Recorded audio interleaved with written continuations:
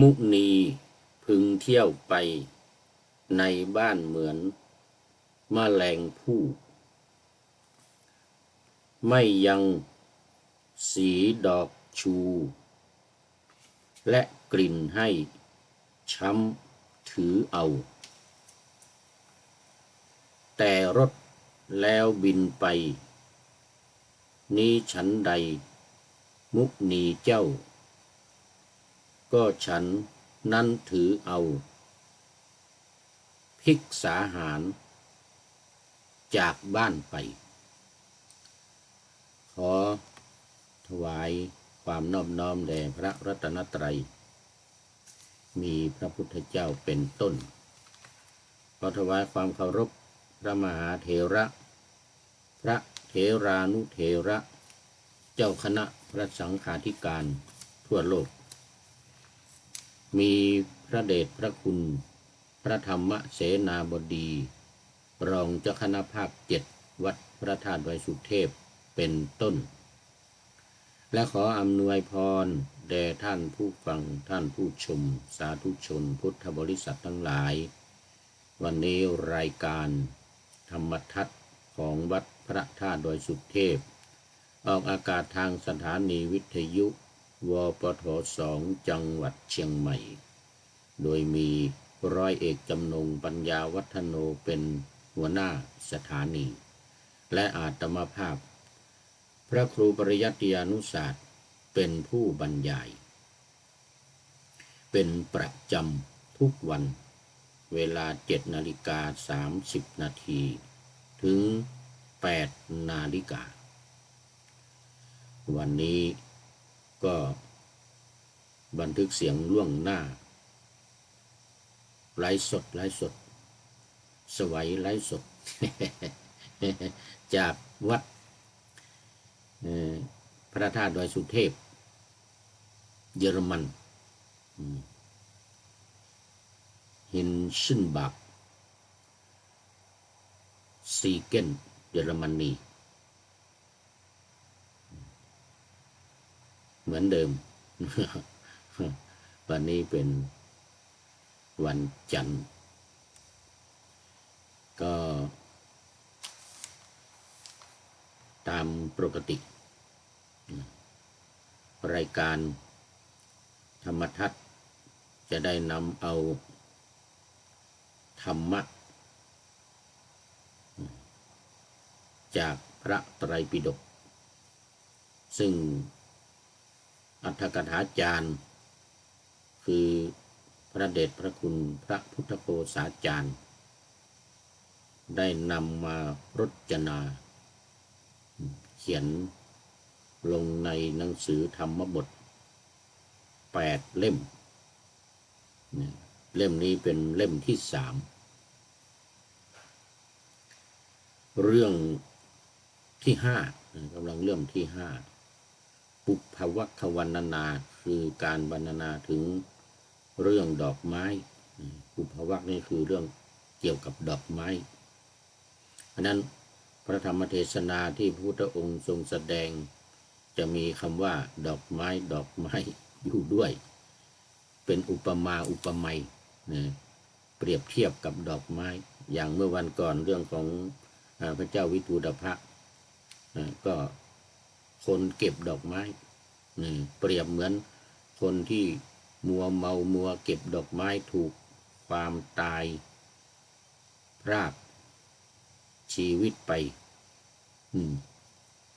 ตายไปเพราะว่าไม่ได้อะไรมัวเมาลุ่มหลงอยู่ในการเก็บดอกไม้อย่างนี้เป็นต้นนะมาเทียบแล้วมาเปรียบเทียบกับบุคคลคือพระเจ้าวิทูตภะที่มัวลุ่มหลงอยู่กับความโกรธ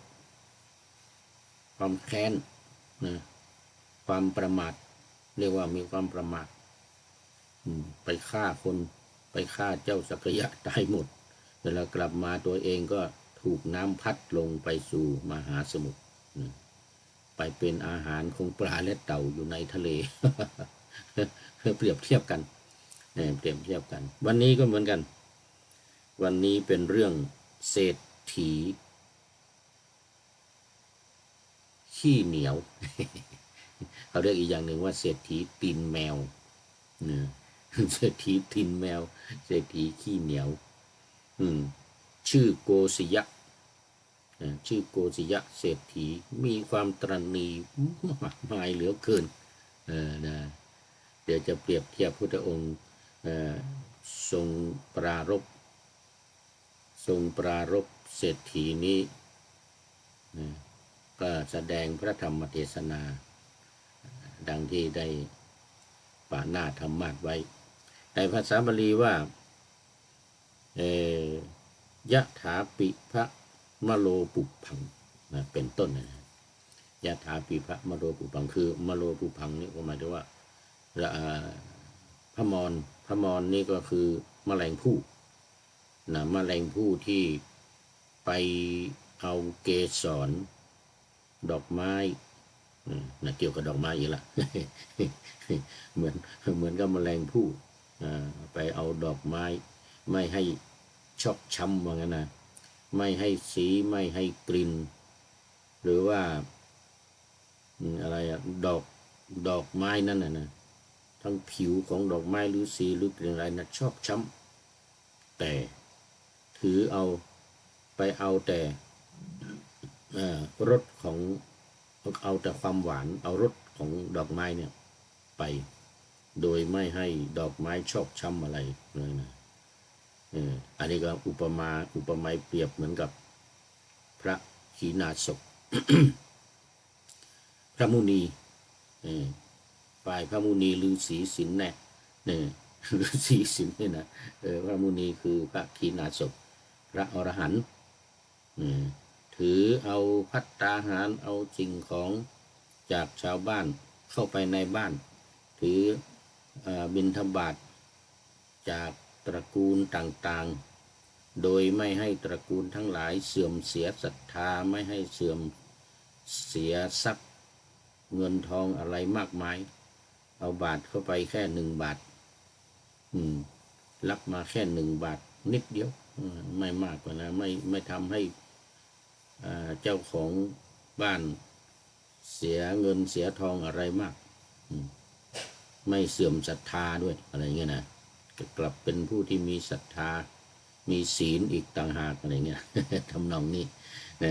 หลังที่ปาหน้าธรรมาสไว้ว่ามุนีพึงเที่ยวไปในบ้านเหมือนมะแรงผู้ไปยังก็ขอให้ไม่ยังสีดอกชูและกลิ่นให้ช้ำถือเอาแต่รถแล้วบินไปนี้ฉันใดมุนีเจ้าก็ฉันนั้นถือเอาภัตตาหารจากบ้านไปภัตตาหารหรือภิกษาหารจากในหมู่บ้านแล้วก็ไปฉันเสร็จเรียบร้อยแล้วก็ปฏิบัติธรรมนั่งคูบัลลังก์ทำสมถกรรมฐานวิปัสสนากรรมฐานแล้วก็บรรลุธรรมเป็นพระอรหันต์ในบาลีจะมีสำนวนว่าถือเอาอริยมรรคอริยผลไว้ในอุ้งมือว่างั้นนะ ถืออริยมรรคอริยผลไว้ในอุ้งมือกำมือไว้นี่สบายมากเลยนะ หลังจากที่มีไปบิณฑบาตแล้วก็ไม่ทำให้ใครเสียอกเสียใจนี่เรียกว่าบัวไม่ให้ช้ำน้ำไม่ให้ขุ่นทำนองนั้น ลักษณะบัวไม่ให้ช้ำน้ำไม่ให้ขุ่นก็ได้สำเร็จประโยชน์ตนและประโยชน์ท่านประโยชน์ตนก็ได้ฉันภิกษาหารทั้งหลายแล้วก็ได้บรรลุธรรมได้ปฏิบัติธรรมยังชีวิตให้เป็นไปได้ปฏิบัติธรรมไม่ได้เป็นอรหันต์ก็อาจจะเป็นโสดาบันสกทาคามีอะไรทำนองนี้นะเล็กๆน้อยๆก็ยังดี นี่แต่ที่สุดหรือเป้าหมายสำคัญก็อยู่ที่ความเป็นพระอรหันต์หรือพระนิพพาน นี่นะมาดูเรื่องราวของโกศยเศรษฐีนี่ไม่ยาวนะเรื่องนี้ไม่ยาวม้วนเดียวน่าจะจบ ม้วนเดียวน่าจะจบไม่เหมือนวิทูรพเศรษฐีวิทูรพพระเจ้าวิทูรพซึ่งมันมีหลายตอนมากเรื่องเดียวใช้เวลาเป็น2 อาทิตย์ ใช้เวลาเป็น2 อาทิตย์นางวิสาขาเดียวกันเรื่องสามาวดีก็เหมือนกันสามาวดีนั่นอยู่ในภาค 2หรือภาค 1ภาค 2นั่นก็เป็นเดือนเรื่องเดียวสามาวดีเรื่องเดียวเนี่ยเป็นเดือนตัวเองจงจำไม่ได้ว่าเริ่มต้นมีตอนอะไรบ้าง มาวิทูรพนี่ก็2 อาทิตย์นี่โกศยเศรษฐีนี่ก็คิดว่าคงจะวันเดียวนี้คงจบนะเรื่องไม่ยาวไม่สลับซับซ้อนไม่มีตัวละครมากไม่มีตัวละครมากก็มีสำคัญพระมหาโมคคัลลานะชั้น 1แล้วก็เศรษฐีกับพัญญา2 คนแล้วก็พระพุทธเจ้ารวมแล้วเป็น4ตัวละครในที่นี้มี4ไม่นับบริวารนะบริวารภิกษุอีก500ไม่นับนะภิกษุ500อยู่ในวัดเชตวันที่ได้ฉันขนมเบื้องของโกศยเศรษฐีนี่นะอันนั้นไม่นับตัวละครสำคัญ4มี4เท่านั้นมาดูรายละเอียดพระศาสดานี้ประทับอยู่ที่กรุงสาวัตถีก็คือวัดเชตวันวัดเชตวันได้ปรารภถึงโกศยเศรษฐีเนี่ยแล้วก็ตรัสพระธรรมเทศนาเป็นต้นว่ายะถาปิพระมโลปุผังเป็นต้นดังที่ได้กล่าวไปแล้วส่วนธรรมะนี้ก็จะไปแปลอีกทีหนึ่งตอนจบนะตอนที่พระพุทธองค์แสดงธรรมแก่เศรษฐีแสดงธรรมแก่เศรษฐีแล้วเศรษฐีจะได้บรรลุธรรมจึงจะไปแปลคาถาทั้งหมดแล้วก็อธิบายเนื้อหาของธรรมะตรงนั้นอีกนิดหน่อยแล้วก็จบเหมือนกับทุกๆเรื่องเรื่องจะยาวขนาดไหนก็ตามคาถาที่ปรารภที่แสดงนั้นก็มีนิดเดียวอยู่ท้าย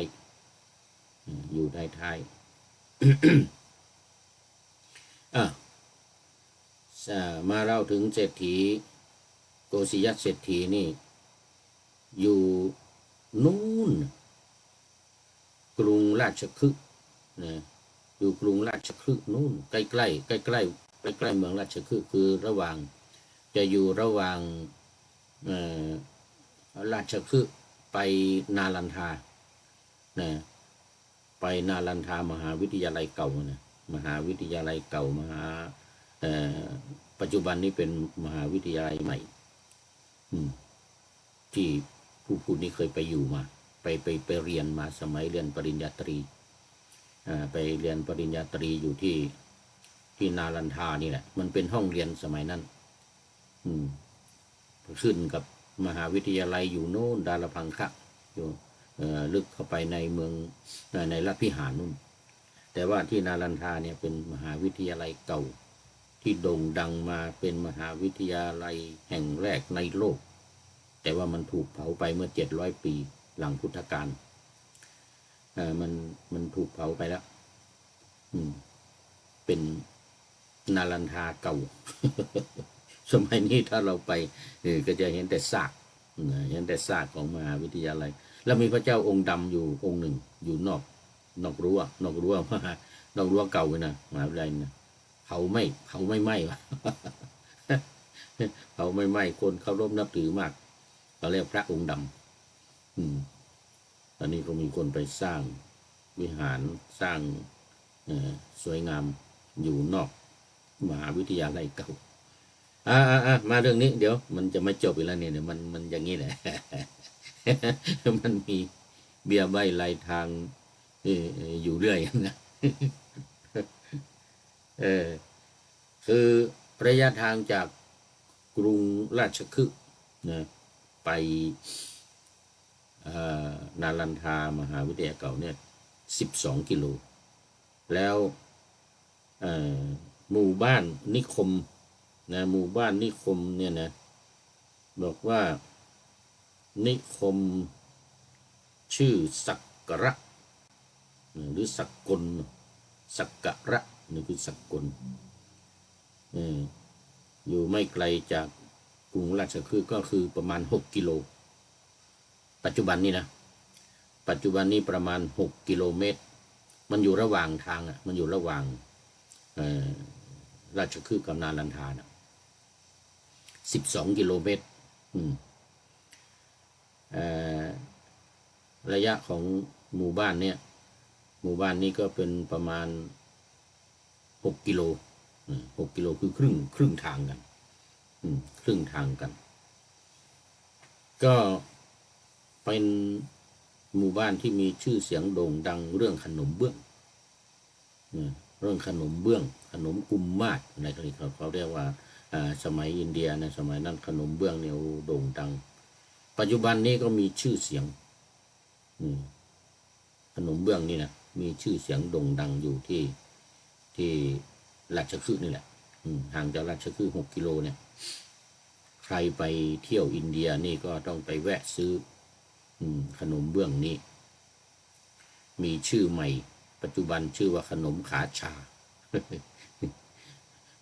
ไม่ใช่ว่ากินแล้วขาชานะขาเรานี่ชาไม่ใช่นะ ชื่อมันขาชาขนมขาชาภาษาไทยเนี่ยนะถ้าภาษาอินเดียเขาจะเรียกว่าขาจาจาเป็นออกเป็นเสียงเขียนเป็นตัวเจนะขาชะนะขาชะไทยเราก็เลยว่าขนมขาชาใครไปราชคฤห์ผ่านไปนาลันทาก็ต้องแวะซื้อขนมเบื้องนี่นะสมัยพระพุทธเจ้าเรียกว่าขนมเบื้อง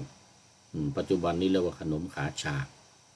มีชื่อเสียงโด่งดังจนถึงปัจจุบันทั่วประเทศอินเดียมีที่นี้ที่เดียวเป็นต้นตำรับแม้ที่อื่นเอาไปทำก็ไม่เหมือนไม่เหมือนขนมขาชานี่นะทำได้เหมือนกันที่อื่นเห็นเอาไปทำเอาสูตรไปทำมาขอสูตรจากราชคฤห์เนี่ยไปทำแต่ไม่เหมือนนะไม่เหมือนต้นตำรับเพราะนั้นคนทั้งหลายเนี่ยจึงต้องพยายามมาให้ได้แล้วก็มาซื้อของต้นตำรับนี้ไปกินกันทั่วประเทศอินเดียในปัจจุบันเนี่ยนะเหมือนตั้งแต่สมัยผู้พูดนี่ไปอยู่ก็เมื่อสัก40 ปีมาแล้วแต่ปัจจุบันนี้ปีเมื่อ2-3 ปีที่ผ่านมาเนี่ยเมื่อปี55นี่นะ65 2-3 ปีมาเนี่ย65นี่ผู้พูดไปอินเดียแล้วก็ไปเทศที่ประเทศเนปาลนะที่กบิลพัทไปเทศที่กบิลพัทวัดนิโครธารามต้นกำเนิด มหาเวสสันดรชาดกปีนั้นไปเทศกันกุมมารมั้งไปเทศกันกุมมารแล้วก็ถ่ายทอดเสียงไลฟ์สดไปที่เมืองไทยไปวัด7 ลินนู่นเสียงไปดังอยู่วัด7 ลินที่เชียงใหม่ ไปเทศกันกุมมารมหาเวสสันดรชาดกไปแหล่เล่นอยู่แถววัดนิโครธารามที่เมืองกบิลพัทประเทศเนปาลเนี่ยนะอันนี้ก็อันนี้พูดถึงอะไรเนี่ยพูดถึงขนมขาชาขนมเบื้องขนมเบื้องในอดีตนะในสมัยพุทธเจ้านี่เรียกขนมเบื้องปัจจุบันนี้เรียกขนมขาชามีชื่อเสียงโด่งดังมาก มีสองรสนี่เขาเรียกว่ามีสองรสรสหนึ่งก็คือรสเค็มใส่เกลืออย่างเดียวอีกรสหนึ่งใส่หวานเราเรียกรสหวานใส่น้ำตาลใส่น้ำตาลคนเป็นเบาหวานก็หมดหมดหมดท่าเลยไม่ได้กินอยากชิมนิดแต่กินรสเค็มกินรสเค็มของขนมขาชานะไปทีไรก็หนึ่งก้อนต้องซื้อกินหนึ่งก้อนอ้าวคันนี้มาถึงต้นต่อต้นเรื่องก็บอกว่าดังได้สดับมานี่นะที่นิคมสักการะนิคมที่ว่าเนี่ยเศรษฐีคนหนึ่งชื่อโกศิยะมีความตระหนี่และมีสมบัติ80 โกฏประจำอยู่ในนิคมนั้นสมัยนั้นเดี๋ยวพูดถึงระยะทางเมื่อกี้นี้ระยะทางยังไม่ถึงเดี๋ยวก่อนเขาก็ไม่ได้ให้ของแก่คนอื่นนี่นะเศรษฐีคนนี้นะจะให้ของแต่คนอื่นเนี่ย แม้แต่ว่าหยดน้ำมันนี่นะ1 หยดก็ไม่เคยให้ใครน้ำมันนี่ไม่เคยให้ใครแม้แต่หยดเดียว